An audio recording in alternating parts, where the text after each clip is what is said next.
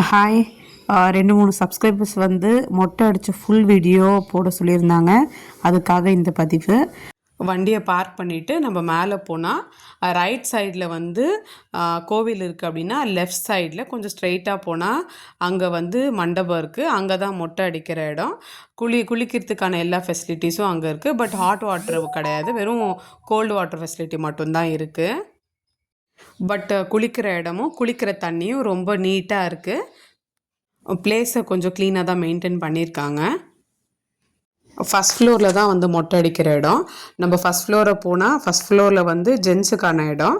But மொட்டை எல்லாருக்கும் காமனாக அங்கே தான் அடிச்சுக்கிட்டு இருந்தாங்க நாங்கள் போனப்போ. ஃபஸ்ட் ஃப்ளோரில் அடித்ததுக்கப்புறம் ஜென்ஸுக்கு வந்து அங்கேயே குளியறாரு, லேடிஸ்க்கு வந்து ஃபஸ்ட் ஃப்ளோரில். அதுவுமே க்ளீனாக டீசெண்டாக இருந்தது.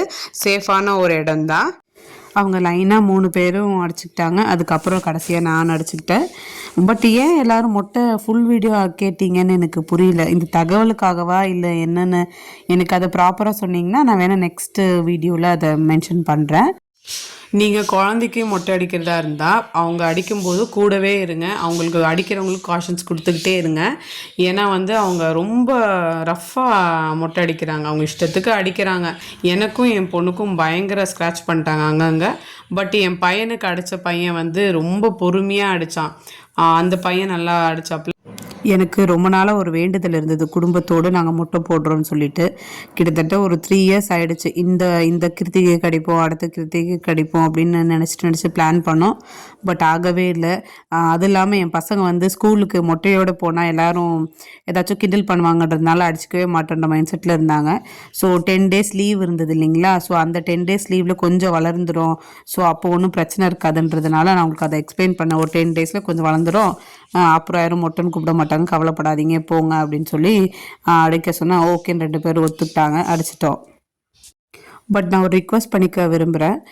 என்னென்னா வந்து உங்கள் வீட்டில் குழந்தைங்க இருந்தாங்கன்னா மற்ற பிள்ளைங்க யாராச்சும் மொட்டை போட்டு வந்தாலோ இல்லை வேறு ஏதாச்சும் வந்தாலும் கொஞ்சம் கிண்டல் பண்ணாதீங்க. ஏன்னா இந்த வாட்டி என் பசங்க வந்து ரொம்ப ஃபீல் பண்ணிட்டாங்க. போட்டிருக்க ஹேட்டை பிடுங்கிடுறது, அப்புறம் வாஷ்ரூம் போகும்போது கிண்டல் பண்ணுறது. டீச்சர்கிட்ட சொல்கிற வரைக்கும் பயப்படுறது கிடையாது. டீச்சர்கிட்ட சொல்லும்போது டீச்சர் வார்ன் பண்ணதுக்கப்புறம் அவங்க ஓகேன்னு சொல்கிறாங்க. ஸ்கூலை நல்லா பார்த்துக்கிறாங்க. பட் நீங்கள் பேரண்ட்ஸ் வீட்டில் வந்து மொட்டை அடித்த பிள்ளைங்களையோ இல்லை குள்ளமாக இருக்கிற பிள்ளைங்களையோ அந்த மாதிரி பாடி ஷேமிங் பண்ணக்கூடாதுன்னு கொஞ்சம் சொல்லி கொடுத்தீங்கன்னா ரொம்ப நல்லாயிருக்கும். ஏன்னா இன்றைக்கி வந்து சின்ன குழந்தைங்க கூட அதெல்லாம் பண்ணுறாங்கன்னும் போது ரொம்ப ஆச்சரியமாக இருக்குது. அப்புறம் ஒருத்தவங்க கேட்டிருந்தாங்க, முடி அழகாக இருந்துச்சு, நீங்கள் அது மொட்டை அடிச்சுட்டு ஃபீல் பண்ணலையா அப்படின்னு. இது நான் மனசார வேண்டியிருந்ததுனால எனக்கு எந்த ஃபீலிங்கும் இல்லை. கடவுளுக்கு மொட்டை அடிக்கிறோன்றது வந்து முடியை அவருக்கு கொடுக்கறது கிடையாது, நம்ம அழகையே அவருக்கு அர்ப்பணிக்கிறோம். ஒரு சில நாட்களுக்காக நம்ம அழகையே அவங்களுக்கு அர்ப்பணிக்கிறது தான் முழுமையான ஒரு வேண்டுதல்னு நான் நம்புகிறேன். ஸோ அதனால் எனக்கு எந்த வருத்தமும் இல்லை. என்னோடய அப்பியரன்ஸையும் தாண்டி ஒரு நல்ல கிஃப்ட்டை கடவுள் எனக்கு கொடுத்தாரு. ஸோ அந்த கிஃப்ட்டை நினைக்கும் போது இதெல்லாம் ஒன்றுமே கிடையாது. அந்த பிளெஸ்ஸிங் இருக்குது பார்த்தீங்களா, எனக்கு அதுதான் ஒரு முழுமையான ஒரு பிளெஸ்ஸிங். பாருங்கள், அவர் மொட்டை அடிக்கிறவர் எத்தனை இடத்துல ரப் பண்ணுறாரு, அவ்வளோ அடிபட்டிருக்குன்னு அர்த்தம். ஒரு சப்ஸ்கிரைபர் ஒருத்தர் கேட்டார், இன்னொரு மொட்டை அடிக்கிற ஐடியா இருக்கா அப்படின்னு. ஆக்சுவலாக இருக்குது, இன்னொரு வேண்டுதலும் இருக்குது. அதில் நான் வந்து ப்ராப்பராக ஒரு வீடியோ வந்து போஸ்ட் பண்ணுறேன். ஏன்னா வந்து இது நான் சரியாக எடுக்க முடியல, பாப்பா எடுத்ததுனால அவளுக்கு எவ்வளோ முடியுமோ அவளை எடுத்தா. நானும் வந்து அவன் ஃபஸ்ட் டைம் அடிக்கிறதுனால அவனும் கொஞ்சம் தம்பி கொஞ்சம் இரிட்டேட்டடாக இருந்ததுனால என்னால் ஃபுல்லாக ஃபோக்கஸ்டாக எடுக்க முடியல. பல நாள் வேண்டுதல், பட் நிறைவேற்றினதுக்கப்புறம் மன நிம்மதி நிறைவாக இருந்துச்சு.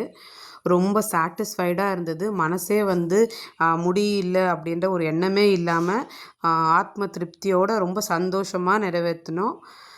முருகரோட அருள் முழுமையாக எங்களுக்கு கிடைச்ச மாதிரி ஒரு இருந்துச்சு. சாமியும் நாங்கள் ரொம்ப அழகாக அன்றைக்கி பார்த்தோம். நாங்கள் வருஷத்தை இப்படியே ஸ்டார்ட் பண்ணது வந்து எங்களுக்கு ரொம்ப சாட்டிஸ்ஃபைடு, ரொம்ப சந்தோஷம். எப்பவும் போல் சப்போர்ட் பண்ணுங்கள். தேங்க்யூ. தேங்க்ஸ் ஃபார் வாட்சிங்.